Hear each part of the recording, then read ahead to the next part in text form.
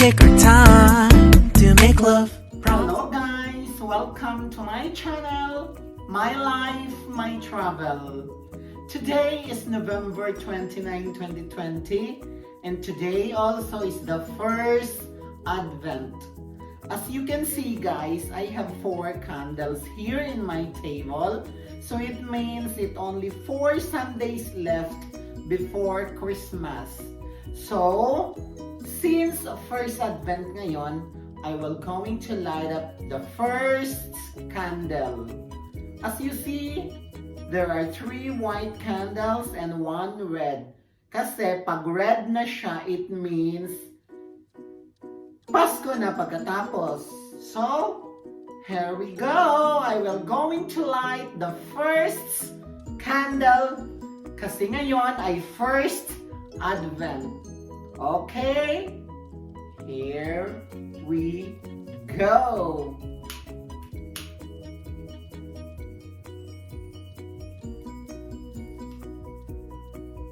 So, the first candle Advent was lighted and enjoy guys! Yan, the first candle was lighted. Happy first Advent everyone!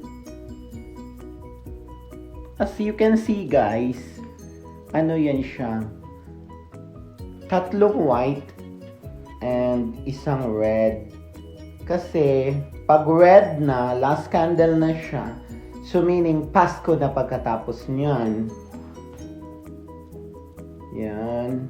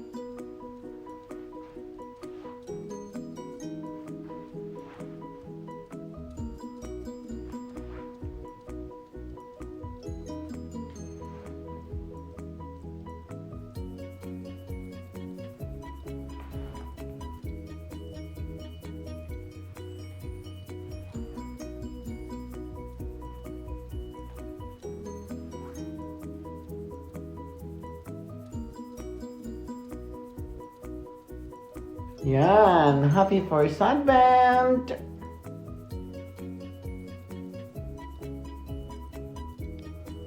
Second na ilalight ko po ay ang Advent lights or ang the Advent use na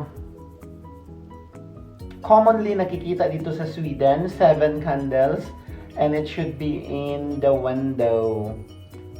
Dapat nasa bintana talaga yan siya. So, kapag Pasko na guys, kapag December na, or kapag first Advent na, lahat ng bahay, ang kanilang bintana, ito ang iyong makikita.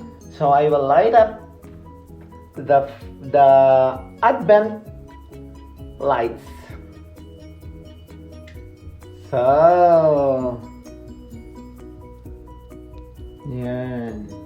The Advent lights was already lighted.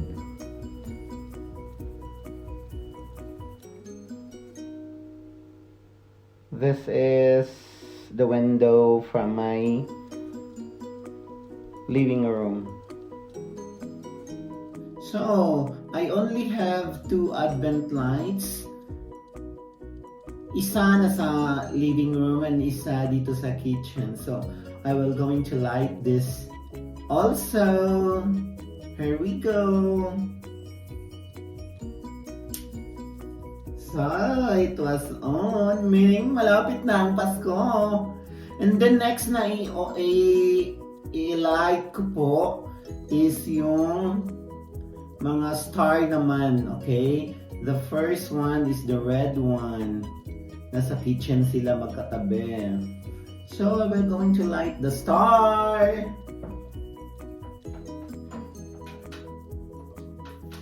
So, yan, naka-light na po sila.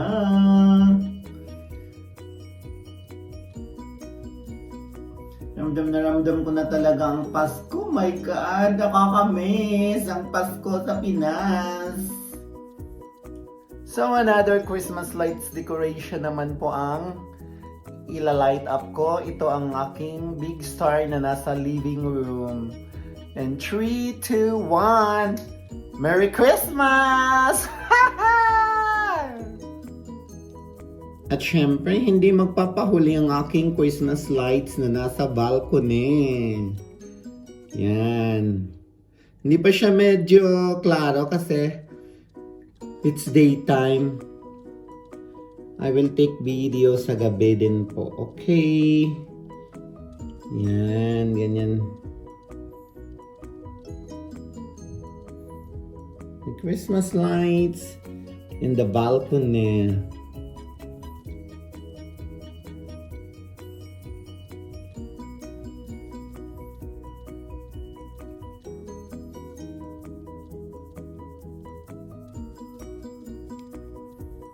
Yan, sumasayaw na siya.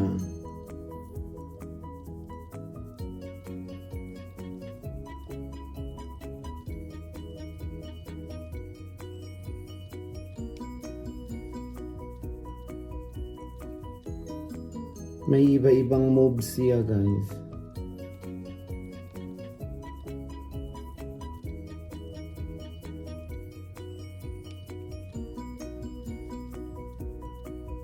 Pero mas clear to mamayang gabi, guys, ha?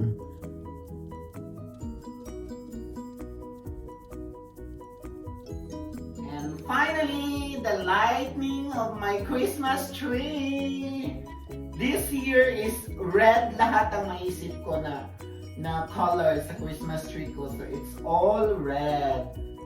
So I will going to light up the Christmas light on my Christmas tree. Here we go!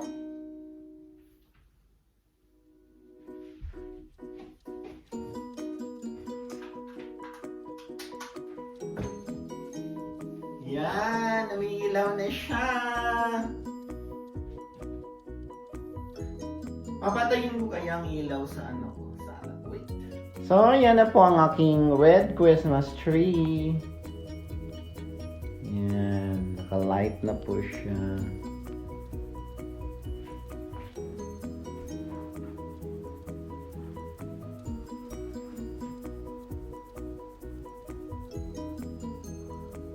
As you can see, guys, hindi siya ordinary na Christmas lights ang nilalagay sa mga Christmas tree dito sa Sweden or most especially sa Scandinavian country.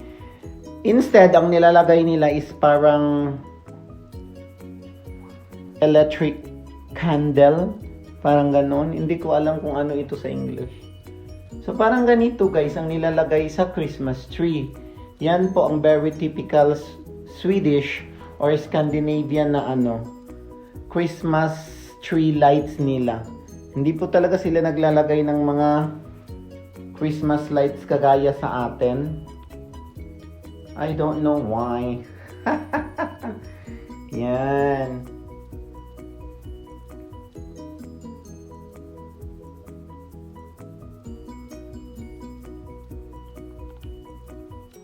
Ngayon, pula ang ko, guys, Christmas tree.